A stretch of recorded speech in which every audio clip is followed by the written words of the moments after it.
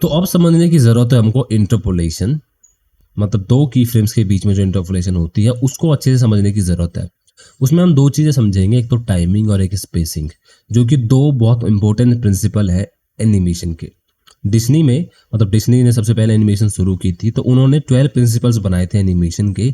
उनमें से दो मोस्ट इंपॉर्टेंट प्रिंसिपल्स आपके टाइमिंग और स्पेसिंग है। उसको समझेंगे हम इस पॉल की मदद से। मतलब समझाने के लिए सबसे पहले मैंने क्या करा, मैं की फ्रेम सेट करता हूँ। मैंने यहाँ इसको, अगर आपके पास ये वाली फाइल नहीं है तो आप डिस्क्रिप्शन में जाके इस फाइल को डाउनलोड कर सकते हो। वैसे मैंने रिगिंग वाले चैप्टर में आपको बॉल रिग करना सिखाया था, तो अगर आपने वहाँ फॉलो मुझे किया था तो शायद आपके पास ये फाइल होगी, शायद नहीं, मतलब होनी ही चाहिए आपके पास ये फाइल। हाँ, तो मैंने वापस अपनी टाइमलाइन को ओपन कर लिया और मैं फिलहाल यहाँ पर 12 फ्रेम पे जाके एक की फ्रेम लगाऊंगा। इसको 24 FPS का बनाया हुआ है, तो 24 FPS पे जाने के बाद मैं कंट्रोल एंड दबा दूंगा और थोड़ा एक पीछे आने के बाद वापस से कंट्रोल एंड, क्योंकि 24 पे 20 मतलब 0 पे की फ्रेम सेम होने वाला है। अब मैंने इसको सेलेक्ट किया, मैं फिलहाल पोज मोड में हूँ। आई दबा के मैंने सिर्फ लोकेशन को किया, मैंने ऑटो कीइंग ऑप्शन को अनेबल नहीं किया हुआ है। 12 फ्रेम पे जाता हूँ और फिर मैं इसको ऊपर की तरफ मूव करता हूँ यहाँ पर, और यहाँ आने के बाद मैं फिर से आई दबाता हूँ लोकेशन का, और मैं इस वाले की फ्रेम को सेलेक्ट करके शिफ्ट डी से यहाँ भी डाल देता हूँ 24 वाले फ्रेम पे, ताकि सेम रहे। तो ये मेरी फिलहाल यहाँ पर एनिमेशन अब हो रही है। इसको मैंने सबको सेलेक्ट किया, होम दबा के पूरी स्क्रीन में डाल दिया, तो फिलहाल मेरे पास ये एनिमेशन हो रही है। अगर मैं इसको दूर से देखूँ तो इसको हटाने के लिए आप यहाँ से विजिट को बंद कर सकते हो। हाँ, तो फिलहाल ये मेरी एनिमेशन यहाँ पर चल रही है। बाय डिफॉल्ट जो हमारी इंटरपोलेशन होती है वो बेजियर पे सेट होती है। मतलब उसको समझाने के लिए आपको पहले मुझे टाइमिंग बतानी होगी। टाइमिंग का मतलब ये है कि टाइमिंग का मतलब सीधी सी बात ये है कि मुझे मेरी बॉल को नीचे से ऊपर तक जाने तक मुझे 12 फ्रेम लग रहे हैं, 12 फ्रेम मुझे नीचे आने के लिए लग रहे हैं। ये तो टाइमिंग होता है, बहुत ज़्यादा बेसिक और बहुत ज़्यादा इंपॉर्टेंट भी है, खासकर जब आप ब्लॉकिंग करते हो। ब्लॉकिंग मतलब आपको जब एनिमेशन की जरूरत पड़ती है तब हम इसको करते हैं। मैं इसको 0 पे लेके चलता हूँ और 0 पे आके कंट्रोल एंड होम दबाता हूँ। अब ठीक है, अब अच्छी एनिमेशन हो रही है। अब तो टाइमिंग की जरूरत आपको ब्लॉकिंग के केस में पड़ती है। सीधी सीधी बात टाइमिंग की ये है कि आपको 12 की फ्रेम ऊपर जाने के लिए लग रहे हैं पोजीशन चेंज करने के लिए, और 12 की फ्रेम वापस पोजीशन चेंज करके नीचे आने के लिए लग रहे हैं। दैट्स इट, यही टाइमिंग है। स्पेसिंग क्या है? स्पेसिंग समझाने के लिए मैं अगर यहाँ पर जाता हूँ आर्मीचर वाले ऑप्शन में, जहाँ आप आर्मीचर के डाटा को देख सकते हो, मतलब आर्मीचर का जो ऑब्जेक्ट डाटा होता है, मतलब आर्मीचर का जो डाटा होता है, वहां जाने के बाद अगर आप देखते हो तो आपको एक मोशन पाथ नाम का ऑप्शन दिखता है। मैंने इस वाले ऑप्शन को लिया और सेलेक्ट करने के बाद यहाँ पर मैं कैलकुलेट करूंगा एंड ओके कर दूंगा। तो ये है मेरे पास स्पेसिंग। मतलब कि अगर फिलहाल मैं यहाँ पर हूँ, ये मेरा ओरिजिन है, जैसे कि आप जानते हो ओरिजिन ही आपका मूव होता है, ओरिजिन ही आपका एनिमेट होता है, तो ये जो स्पेसिंग है ये भी ओरिजिन के हिसाब से ही है। अब जैसा कि ये देख पा रहे हो कि मैं अगर आपको सामने से दिखाऊं, जैसे कि आप यहाँ पर देख पा रहे हो कि फिलहाल जो मेरे पास टाइमिंग है वो टाइमिंग यहाँ पर बहुत ज़्यादा डिस्टेंस है, और धीरे धीरे यहाँ पर डिस्टेंस बहुत ज़्यादा कम हो जाता है। यहाँ डिस्टेंस बहुत ज़्यादा है, फिर वापस से कम हो जाएगा। मतलब कि ये कि शुरू इस, एक मिनट, मैंने ऑप्शन अनेबल किया हुआ है क्या, खुद ब खुद सेट हो गया? की फ्रेम खुद ब खुद क्यों सेट हो रहा है? मैंने ऑप्शन भी अनेबल नहीं किए हुए हैं। चलो हो जाने दो, कोई बात नहीं। हाँ, तो ये है मेरे पास स्पेसिंग। मतलब कि मेरी बॉल शुरू शुरू में जब यहाँ से यहाँ तक जाती है तो पहले तो बहुत मंदी स्पीड होती है, फिर थोड़ा फास्ट, और ज़्यादा फास्ट, फिर और ज़्यादा फास्ट, और ज़्यादा फास्ट, और फिर यहाँ पर बिल्कुल फास्टेस्ट होती है, और फिर धीरे धीरे स्लो होती है। इनको बोलते हैं एनिमेशन में ईजिंग आउट एंड ईजिंग इन। यहाँ से ईजिंग आउट हुई, धीरे धीरे शुरू हुई, फिर तेज हुई, और फिर धीरे धीरे वापस से 12 फ्रेम पे आते आते स्लो हो गई। जैसे कि मैं प्ले करके देखूँ, ठीक है, तो यहाँ से यहाँ तक जब जाती है तो पहले धीरे धीरे मतलब बीच में सबसे ज्यादा फास्टेस्ट होती है, और ऊपर जाते जाते ये अपनी पोजीशन, मतलब स्पीड को कम कर लेती है, वेलोसिटी कम कर लेती है।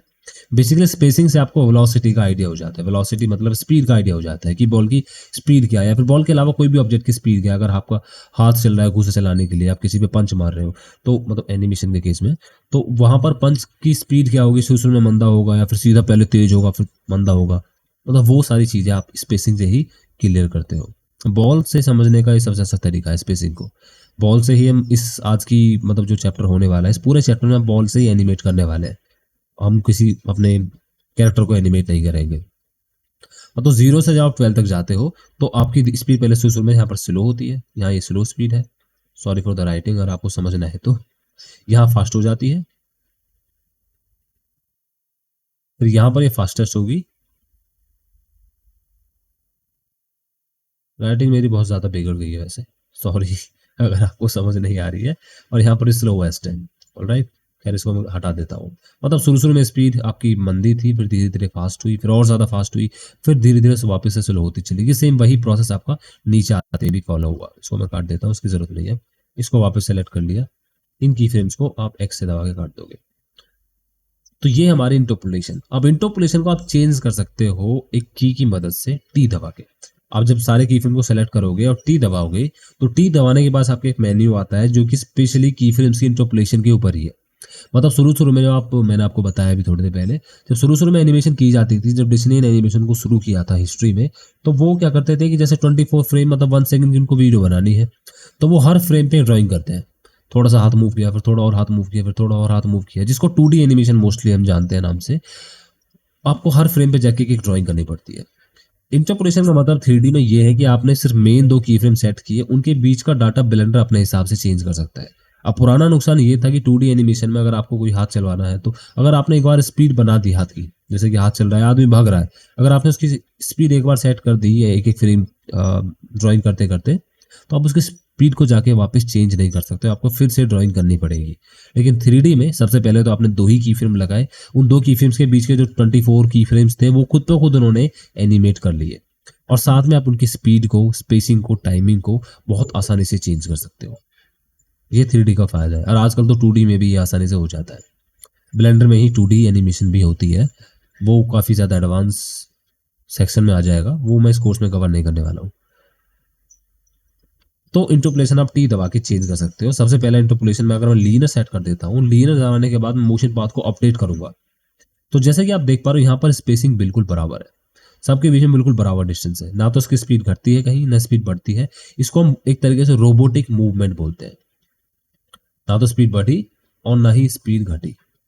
ऐसा करता हूँ आपको समझाने के लिए, जब मैं कर ही सकता हूँ तो शिफ्ट ए दबा के, आई मीन करना चाहिए ना, राइट। एडिट मोड में तो मैं हूँ ही, टेक्स्ट लिखता हूँ, इसको बोलते हैं रोबोटिक।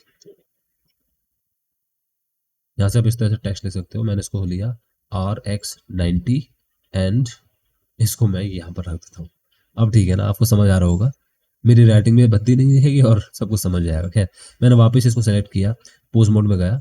पोज मोड में जाने के बाद जैसे कि आप देख पा रहे हो, यहाँ पर जो की फ्रेम्स हैं वो बिल्कुल सेम है। हर बीच की स्पेसिंग बिल्कुल सेम है, मतलब हर की फ्रेम के बीच में 24 यहाँ से यहाँ तक कि 12 फ्रेम है, तो 12 फ्रेम के बीच में की फ्रेम बिल्कुल सेम है। ये मेरा एक एक करके की फ्रेम मूव होता है इस तरह से, मतलब आप एक एक करके मूव कर सकते हो। इसको बोलते हैं आप स्पेसिंग। आई होप कि आपको समझ आया होगा। स्पेसिंग को आप टी दबा के ही चेंज कर सकते हो। इसको मैं काट देता हूँ, इसकी जरूरत नहीं है। सॉरी, एक्स दबा के, मुझे आदत थोड़ी बैक स्पेस दबाने की हो गई है।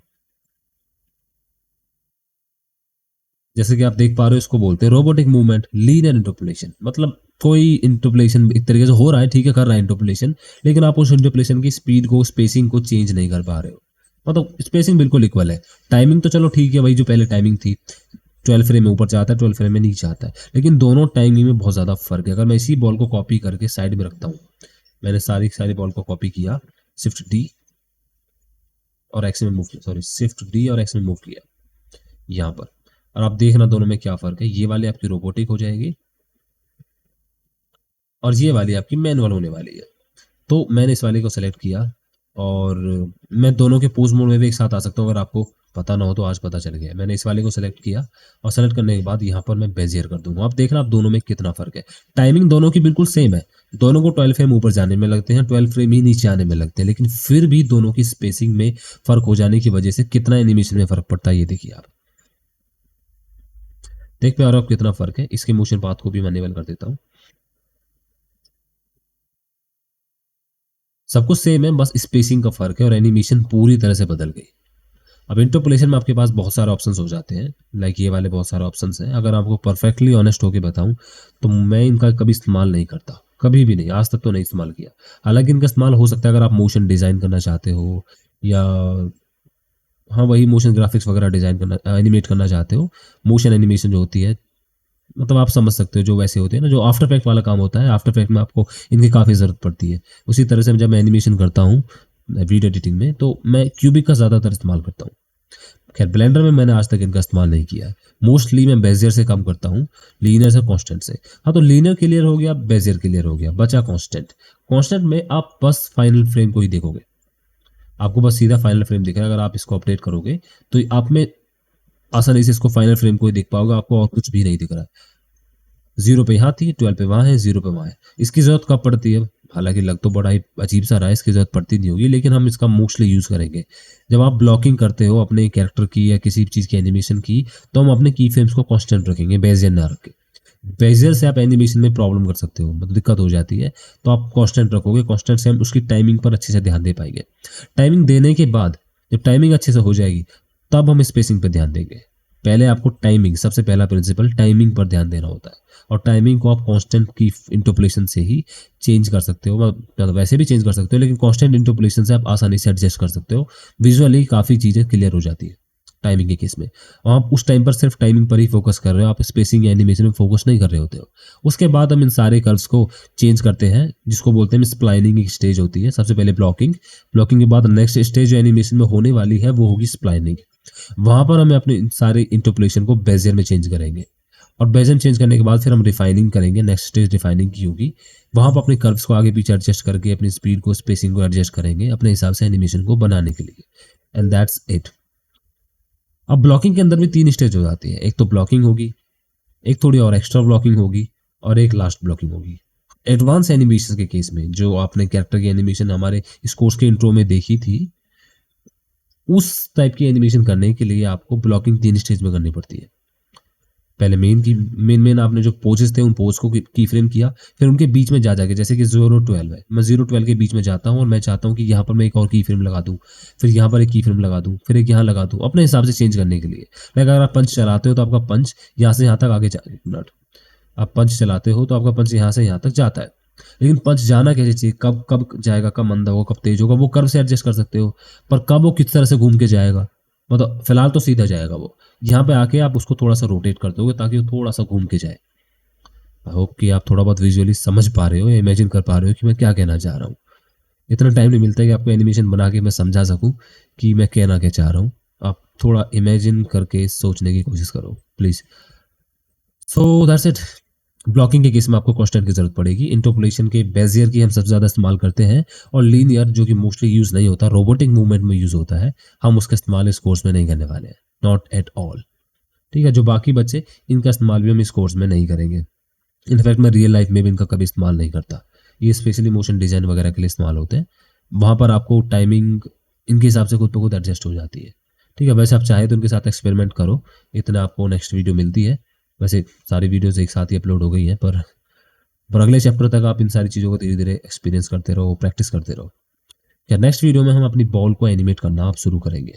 बहुत हो गई बातें, बहुत हो गई सारी बात चीज़ें। हाँ, कुछ 2-3 चीज़ें बची हैं वो आपको बता दूँ, जैसे कि कंट्रोल ऑल्ट की से आप अपने की फ्रेम को इस तरह से एडजस्ट कर सकते हो, मतलब पूरी विंडो को छोटा बड़ा कर सकते हो। सिर्फ इसी को नहीं, आप यहाँ जूम इन जूम आउट कर सकते हो, काफ़ी स्मूथ जूमिंग जूम आउट होता है बनाए उसके बजाय उसके कि आप माउस स्क्रॉल का इस्तेमाल करके टुक टुक करते हुए आगे जा रहे हो, टुक टुक टुक टुक टुक टुक। वो जूमिंग अच्छी है, मतलब दोनों ठीक है यार। मेरी कई बार खराब हो जाती है, अभी तो काम कर रही है। स्क्रॉल कई बार काम नहीं करता, तो मैं कंट्रोल ऑल्ट से काफ़ी स्मूथनेस से जूम इन जूम आउट कर पाता हूँ। और सिर्फ यही नहीं, यहाँ भी छोटा बड़ा कर सकता हूँ, जूम इन जूम आउट कर सकता हूँ, और सेम वैसे ही इनका साइज छोटा बड़ा भी मैं कर सकता हूँ। ठीक है, बाकी आप अपने लेआउट को वापस से डिफ़ॉल्ट भी कर सकते हो जैसा वो था। Anyways, let's start animating the ball.